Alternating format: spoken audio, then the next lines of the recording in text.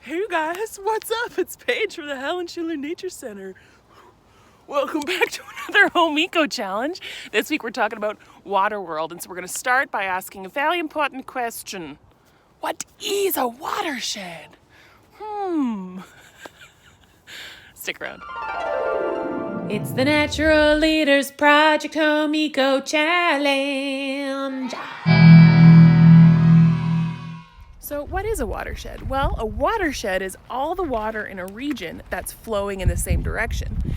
Following gravity and the slope of the land, the water flows from the highest point to the lowest point. So you can think of a watershed like a giant land bowl or a bowl made out of the landscape. So you have things like high points like coulees or hills more so, and then low points like valleys, like the river valley right here. And these landforms actually create like a natural bowl, I suppose. And kind of like Russian nesting dolls, you can have like bowls inside of bowls. We call them actually basins or watershed basins. So you can have a large watershed, like a continental watershed, and then within that you have smaller watershed basins, and then smaller watershed sub-basins, and it goes on and on and on. So basically a watershed is a space of land that is naturally formed to create a directional flow of water. Pretty cool, huh? Well, if that doesn't make sense yet, don't you worry. Let me insert a couple of pretty cool maps that I found that kind of help illustrate the point a little bit more. Okay, so this is a map of Canada, and each different color you see on this map represents a different kind of land slope. So for example, all the land that's kind of in the peachy area, it's all sloping in one direction towards the Pacific Ocean. The yellow stuff, all that land is generally sloped towards the Arctic. The blue zone is all sloped towards the Hudson's Bay. That's where we are. And then you have the green section. All of that land is generally sloping into the Atlantic Ocean. Beneath us, like the Milk River Basin, I believe, and like a lot of the area of the United States, all of that land is generally sloping towards the Gulf of Mexico. So these are kind of the larger, broader watersheds. Now, obviously, there are high and low points within each of these, but for the most part, the land is kind of sloping in that general direction. As you can see, we're in southern Alberta. We're kind of at a high point between three watersheds, the Gulf of Mexico, the Hudson's Bay, and the Pacific watershed. Pretty cool stuff. So this is now an Alberta watersheds map. So within the larger kind of continental watersheds, we have these smaller ones. And within the province of Alberta, we kind of actually have, I believe, three. So the very bottom of Alberta, the Milk River watershed, that's the only one that goes south to the Gulf of Mexico. The blue, yellow, and pink areas, all of that water goes actually kind of northeast towards the Hudson's Bay. That's part of the Hudson's Bay watershed. And then the purple, green, orange, and the stuff at the top there, I believe that's all heading north towards the Arctic Ocean. So those are kind of some of the like medium-sized watersheds, I suppose you could say, within the province of Alberta. See if you can find Lethbridge here. Oh, well, I think it's labeled. Never mind. So now this is the Oldman Watershed.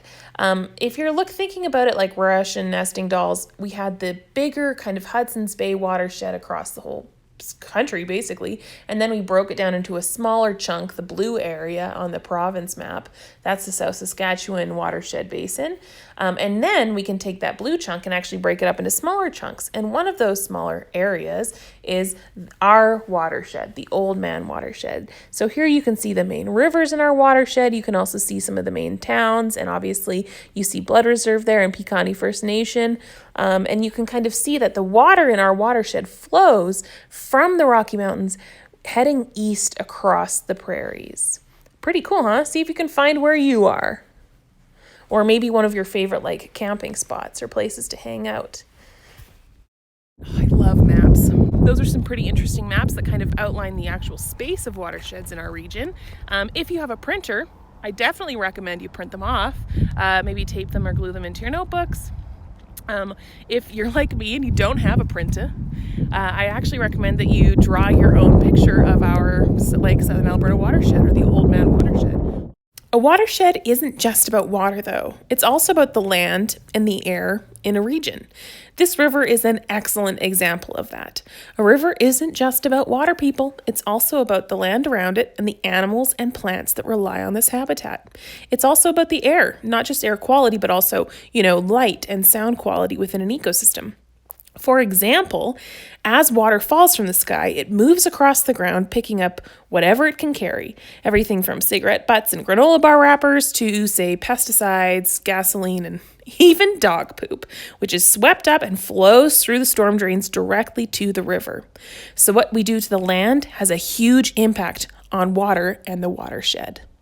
All right, so the Oldman Watershed is actually a headwaters basin, which is a fancy pants way of saying our watershed is kind of like right at this beginning point of the entire, larger Hudson's Bay watershed. Basically, that means we get the water when it's real nice and fresh, right from the mountains. And it doesn't have to travel very far before it gets to us. So about 90% of the water that we have in our entire watershed actually comes from snowmelt in the Rocky Mountains, which is quite incredible.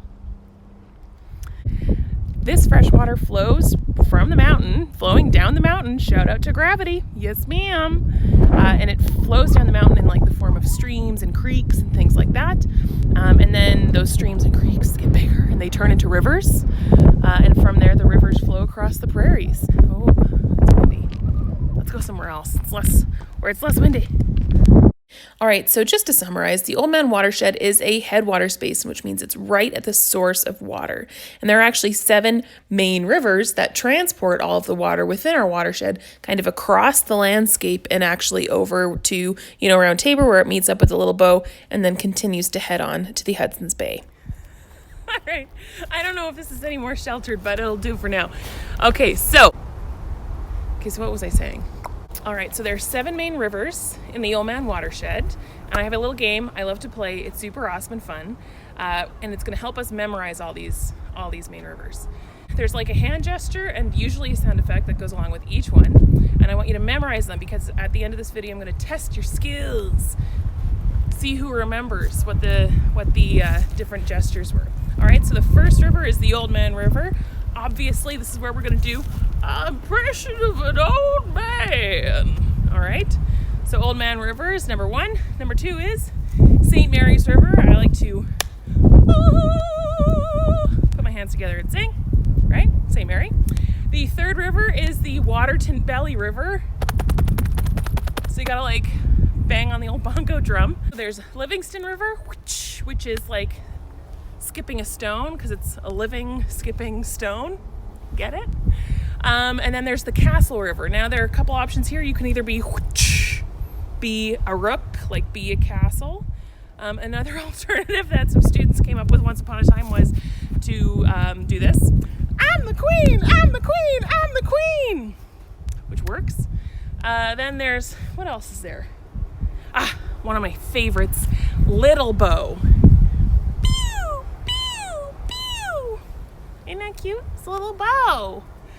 Little Bow, St. Mary's, Waterton Belly, Oldman, Castle, Crow's Nest.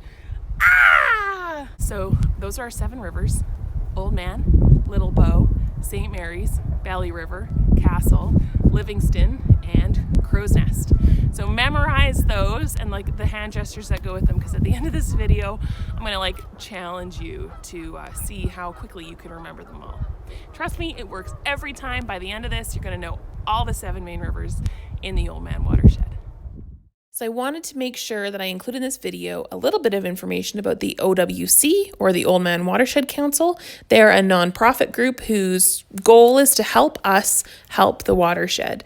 So they made an awesome video about our watershed. I'll link it in the description box below. I definitely recommend that you watch it. All right, you guys, so after watching the OWC video, I have one final task for you today, and this is going to involve making a watershed map, essentially, of your home. So have you ever wondered, why is an ocean where it is, or why is a river meandering where it does? Or maybe there's always like a patch of ice or a puddle in like a certain spot of your yard.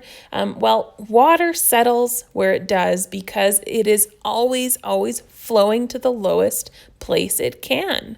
That's why a river is in the river valley. That's the lowest place in our city, and therefore that's where all the water flows to. In fact, you can see when you look at the coulees in this shot, the kind of carved out sloping coulees, they were shaped that way because of water and wind flowing across them. It's really quite extraordinary. Anyway, I'm digressing, sorry. The point is water flows down. So we're going to create a map of your home's watershed. I want you to find the source. Well, actually, first, I want you to kind of create a map or an outline of your home, all the space that you consider to be part of your home. Okay, that's step one. Step two is you're going to find all the sources of water in your home, both like rainfall, but then also any place where that water is channeled, maybe through downspouts or something like that. Then you're going to find all the lowest places in your yard where water tends to gather, or some of the main kind of like channels where water flows in your home, specifically outside. All right, that's your task for today. I want you to create a little map of your home watershed. Having a good time. So that's it for today, you guys. Hopefully you learned a little bit about your watershed. Tomorrow there won't be a video. Instead, I'll have 2 videos from the city of Lethbridge. They are water and wastewater videos from those departments, all about how we clean and treat our water. So I'll see you guys in the next video. See ya. Wait, before you go anywhere, I have a challenge for you. Remember those 7 main rivers that I told you to memorize? Like there's the Oldman, the Crow's Nest, the St. Mary's, the Belly River, the Little Bow, the Livingston, and Castle, or I'm the queen, I'm the queen, I'm the queen. So now we're going to play a quick game. You're going to have to get up, stand up, and do the gestures. When I say the river, you have to kind of like do the gestures, make the hand, the noises, all that kind of stuff. Now I'm going to start slow because I'm so kind, but it's going to get faster and faster and faster. And by the end, whoever still got them, congratulations. All right, on your marks, get set, begin. Oldman River, St. Mary's River, Waterton Valley, St. Mary's River, Livingston River, Castle River, Little Bow, faster, Little Bow, St. Mary's, Livingston, Castle, Oldman, Crow's Nest, Little Bow, Crow's Nest, Oldman, St. Mary's, Livingston, Castle, Livingston, Little Bow, St. Mary's, Oldman. This is congratulations. If you want to do that again, just repeat this part and play it over and over again. Basically, do the best that you can to remember all of those rivers. All right? See you later, you guys.